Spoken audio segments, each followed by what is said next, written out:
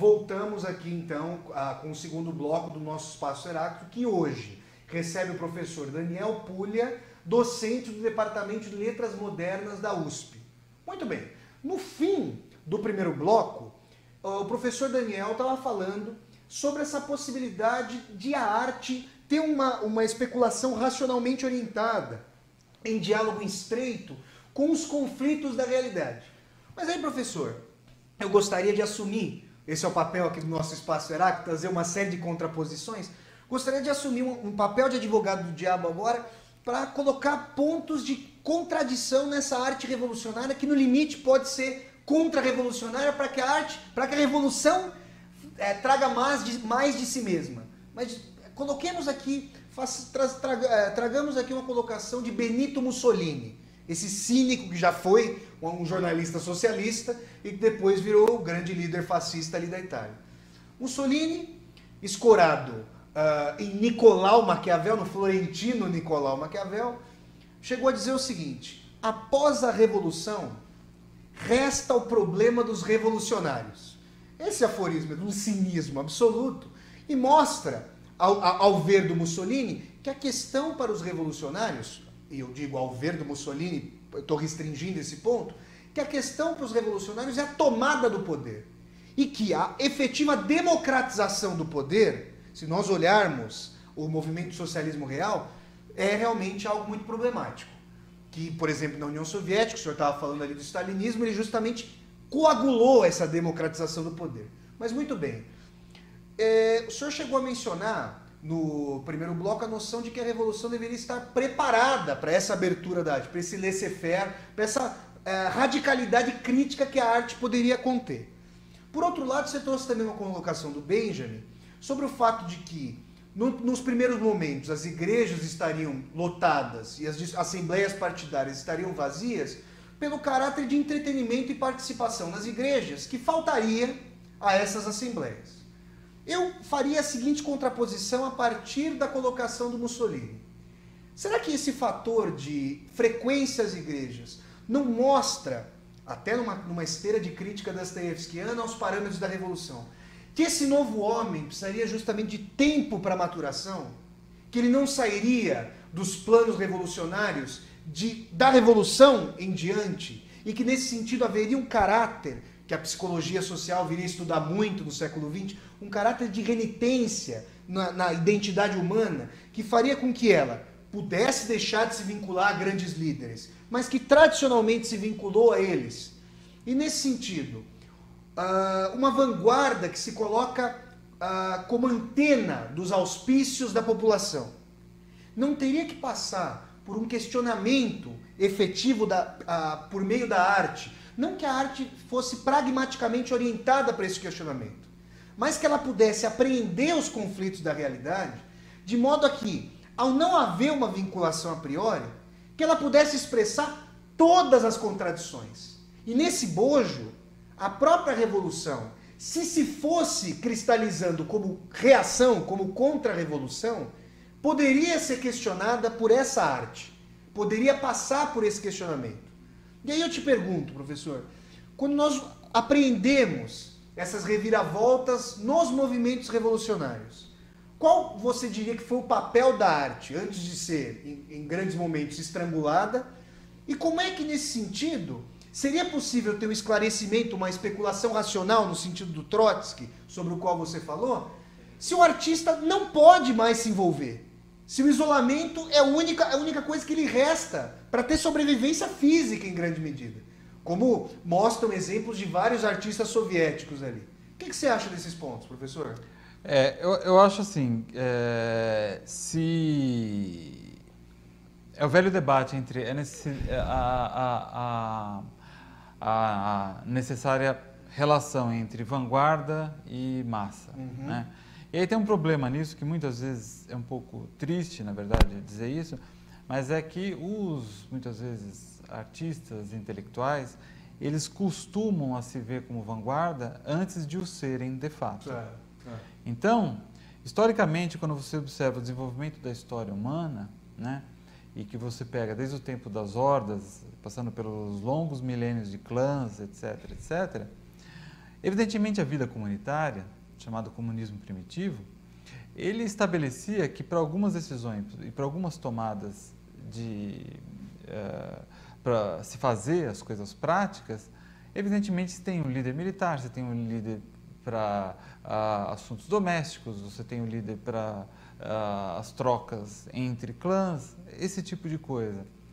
Mas que tudo isso, na verdade, era feito sempre de maneira muito mais democrática do que acabou sendo feito de 5.000 anos para cá, a partir do surgimento do Estado moderno e das religiões hierarquicamente organizadas e do patriarcado, para colocar dessa forma. Claro. Então você tem quase 90.000 anos anteriores, que não significa que são 90.000 anos de céu na Terra, não é isso. Claro. Mas em que você tem esquemas de participação que, pela própria dinâmica, fazia com que a separação entre vanguarda e massa, ela não fosse tão, digamos, deslocada como passa a ser... A partir do patriarcado. Exatamente, a partir do patriarcado, a partir da religião hierarquicamente organizada, a partir desse surgimento do Estado moderno. Isso significa dizer o quê? É possível, isso talvez nunca mais volte, mas é possível imaginar isso, um retorno à possibilidade de que aqueles que momentaneamente estão na vanguarda, eles são vanguarda porque eles são vistos pelos outros como efetivamente representando ideias, princípios gerais que naquele instante são importantes. E é nessa hora que ele vai ter um papel de estadista, ele vai ter um papel de artista, ele vai ter um papel de formulador de conhecimento, mas que faz com que ele tenha um outro papel na comunidade também. E outro membro da comunidade pode sair daquilo e também assumir aquele papel. Exatamente, porque aí você está rompendo com uma coisa que é terrível, que é a divisão social do trabalho, a grande divisão de trabalho manual e trabalho cerebral, trabalho intelectual.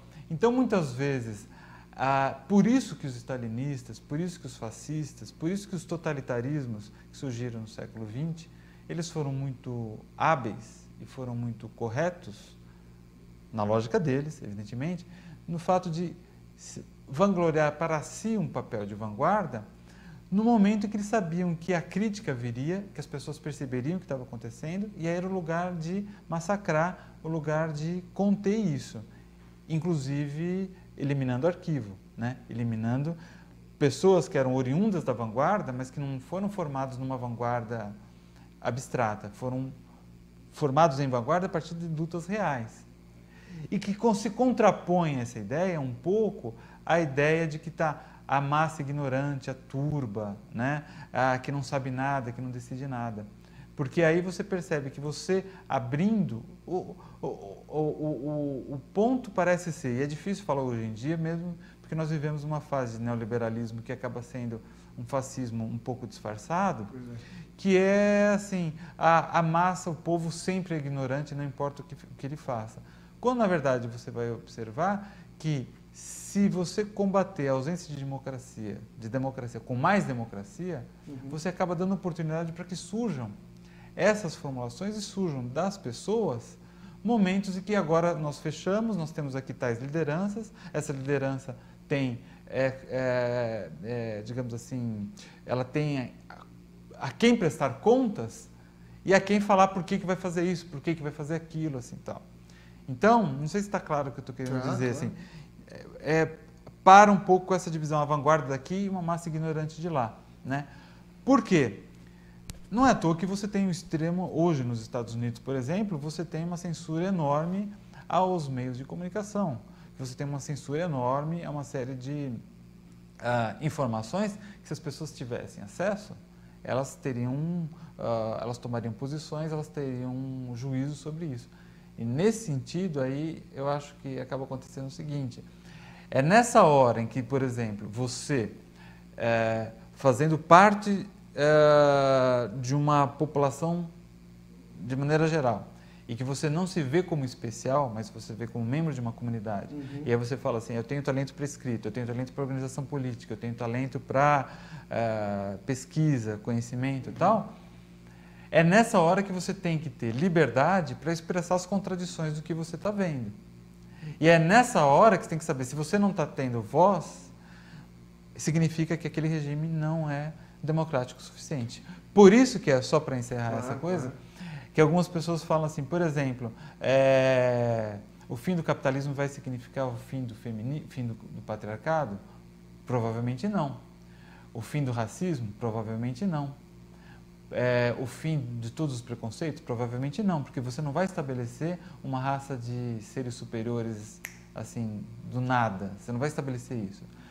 Mas, se você tiver um regime em que ainda há patriarcado, em que ainda há racismo, em que ainda há preconceitos sobre orientações comportamentais que as pessoas têm, isso significa que o regime não é socialista o suficiente. Essa é uma baliza para dizer, então, sob o capitalismo, você pode ter certeza que essas bandeiras todas de fim do racismo, fim do patriarcado, elas não vão acontecer. Porque não é uma doença genética do capitalismo isso. É da própria lógica dele gostar de estabelecer essas cisões, essas separações externas.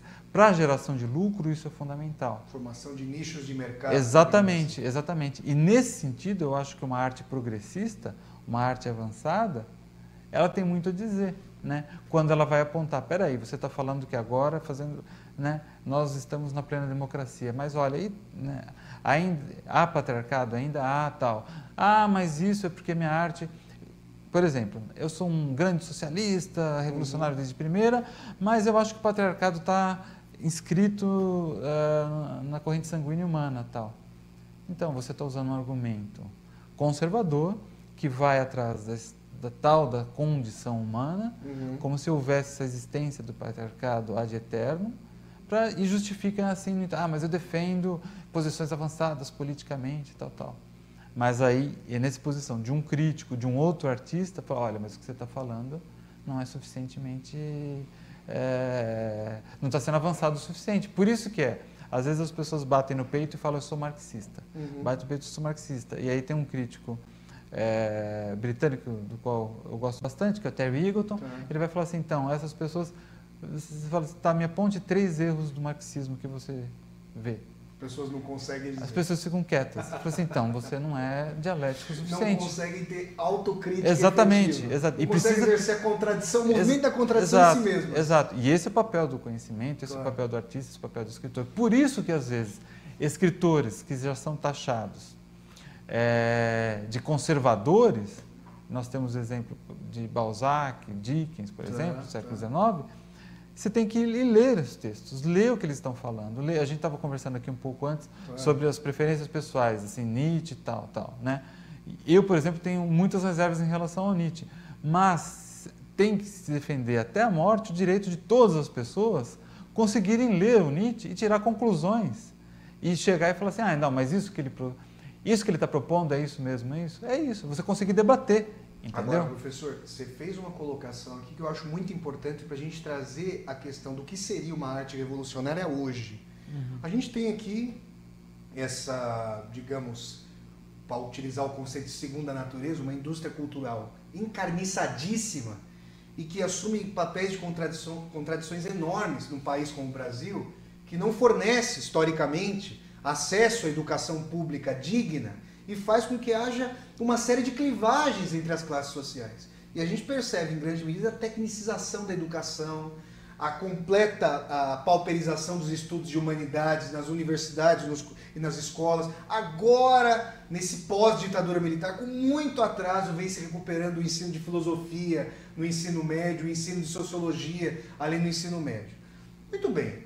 Você também fez a colocação importante de que os questionamentos em relação aos preconceitos que o capitalismo não apenas não libera, mas também começa a construir nichos de mercado para homossexuais, negros, para as mulheres, como se essas figuras estigmatizadas historicamente pudessem ser libertadas pelo sujeito de solvência capitalista, que historicamente é branco, heterossexual e ocidental. Mas aí eu trago a seguinte questão.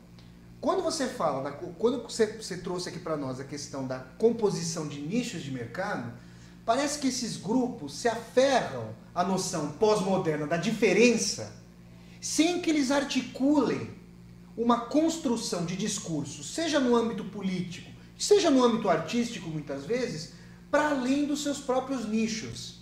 É como se eles estivessem aceitando a noção de democracia, como se a democracia pudesse estabelecer no seio do capitalismo, ou como se ela no limite fosse independente do capitalismo. E esses movimentos ficam tentando conseguir as suas expressões em termos legais e se estruturando numa falta de história completa em prol de uma bandeira. Quero afirmar a minha diferença agora. Nesse sentido, a minha pergunta é a seguinte: uma arte revolucionária para você hoje seria aquela que perceberia o caráter progressista dessas diferenças, mas também as limitações das demandas desses grupos em relação à micrologia do que é pedido, do que é reivindicado, para tentar articular uma nova totalidade? Porque, a partir das experiências tétricas do socialismo real e, sobretudo, da União Soviética, a gente tem ali que os movimentos de esquerda, em grande medida, ficaram micrológicos, abriram mão, em grande medida, da dimensão totalidade. Será que uma arte revolucionária hoje pediria uma rearticulação dialética da totalidade que já não fosse sistêmica, hierarquicamente concebida, e que pudesse articular essas diferenças, mas também superá-las? O que você acha dessa colocação, professor? Eu acho que sim. Eu acho que uma arte que se queira progressista hoje, ela teria que dar conta de mostrar, por exemplo, um evento concreto, o furacão Katrina em 2005 nos Estados Unidos. Quando você vai observar... Faz tanto tempo, 2005? Acho que se eu não estiver enganado. Se você, por exemplo, imaginando que alguém quisesse fazer um relato sobre o que aconteceu, um relato ficcional ou ensaístico, iria perceber, como houve relatos, né, sobre o evento, que quem foram os maiores atingidos e quem mais sofreu? Mulheres, mães de família, negras e essencialmente pobres. Sempre os grupos de risco social maiores. Exato. E também hispânicos, né, foram os grandes atingidos. Quando você observa o que aconteceu na bolha imobiliária das hipotecas de baixa qualidade, as pessoas que começou a estourar em 2006, 2007 e 2008, os grandes atingidos que mais sofreram sobre isso foram mulheres, mães de família, muitas vezes solteiras, negras e pobres, né? Então, essencialmente, o que você vê é que uma arte, então, e uma pesquisa e uma produção que se quer progressista, ela teria que dar conta dessas contradições, mostrando que, assim, o fato de ser pobre e o fato de pertencer a uma classe trabalhadora muito massacrada, né, como no caso é a classe trabalhadora norte-americana, faz sim com que ela esteja mais sujeita aos riscos, e é nela que vem primeiro a conta a pagar. Por quê? O fato da classe a que você pertence, ela é uma relação social e econômica, que vai fazer muitas vezes uso dialético de um caráter biológico. Qual gênero a que você pertence, qual a cor da sua pele, qual a orientação sexual que você tem, né?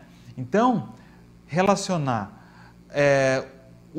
as características de relações sociais e políticas e relações econômicas que são estabelecidas entre você tem a sua força de trabalho para vender, relacionando isso com o gênero ao qual você pertence, a tua orientação sexual, o tipo de etnia a que você pertence.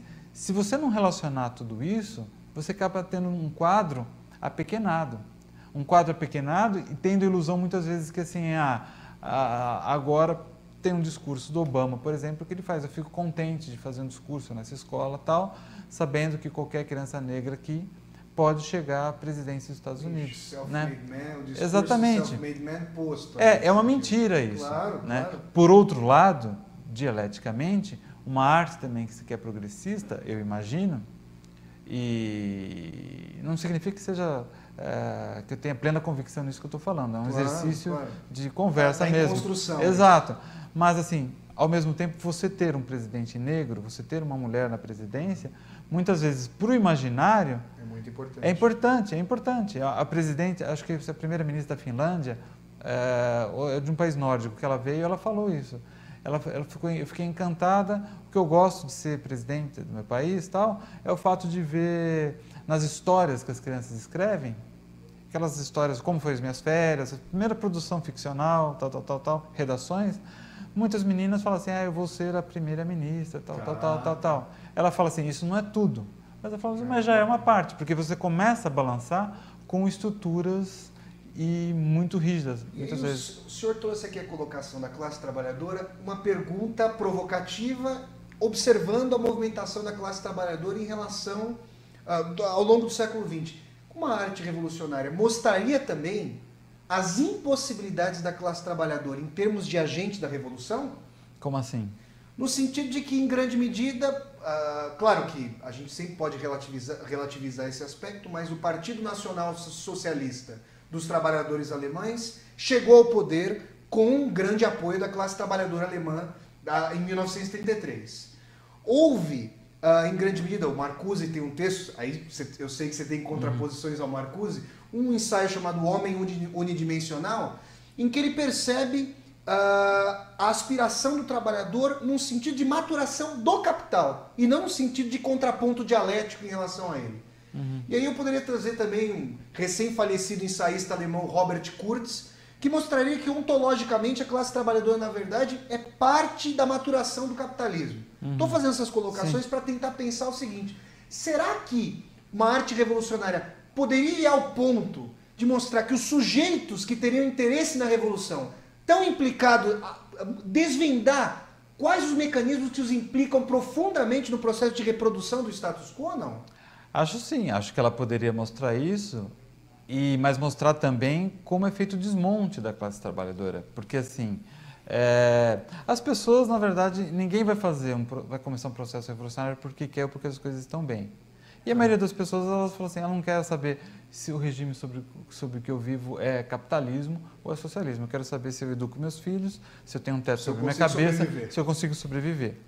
Se você vai com propaganda, muita propaganda ideológica, muito combate às organizações coletivas dos trabalhadores, minando todas as possibilidades de informação, de troca de experiências, de ideias, você faz o que fez o Partido Social Democrata na Alemanha nos anos 20, que foi aniquilar a classe trabalhadora mais avançada que havia, que era a classe alemã, que podia fazer uma revolução sim, que ia puxar a Revolução Soviética, a Revolução Soviética para um lado mais democrático, e é por isso que foi fundamental a ascensão do nazismo, porque a classe capitalista sabia que você precisava matar aquele germe de discórdia e germe de consciência que havia nos trabalhadores já no início. Como, por exemplo, a partir dos anos de 45, 46 nos Estados Unidos, o PC, os partidos socialistas nos Estados Unidos foram todos combatidos de maneira muito forte para você aniquilar o pensamento da classe trabalhadora. Né? Olha, pessoal, infelizmente a gente vai chegando ao fim. Esse debate especificamente, todos aqui que a gente vem trazendo do Espaço Heráclito demandariam mais tempo. Esse aqui sobre literatura e revolução poderia se estender por horas. De qualquer maneira, eu quero agradecer muito ao professor Daniel Puglia pela presença aqui no debate. Eu que agradeço, Flávio. Olha, muito obrigado, professor. E, pessoal, fica já o convite, professor Daniel, voltar uma outra vez para nós continuarmos o debate. Então, até a próxima segunda aí, que nós vamos nos encontrar novamente com mais um Espaço Heráclito. Um grande abraço e tchau, tchau.